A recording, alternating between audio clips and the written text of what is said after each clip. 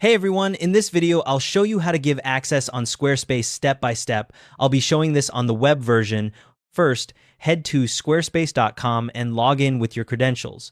Once you're logged in, you'll arrive at your account dashboard where you can see your sites.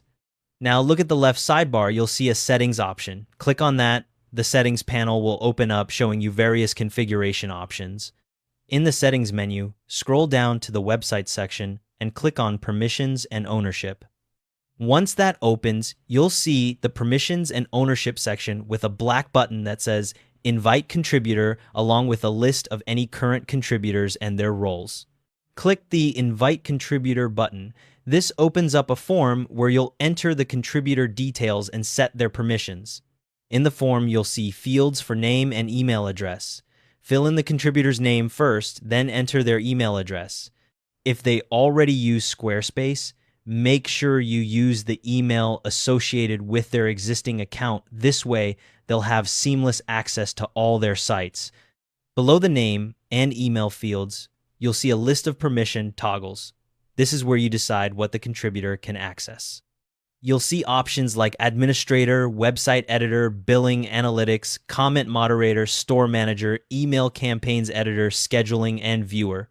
Switch on the toggles for each permission you want to give them. If you want to give them full access, just toggle on administrator and they'll automatically get all the other permissions.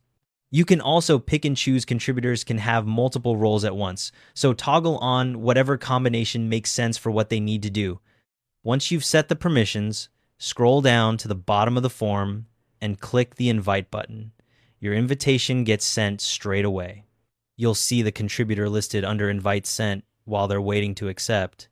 The contributor will receive an email invitation asking them to either log into their existing Squarespace account or create a new one.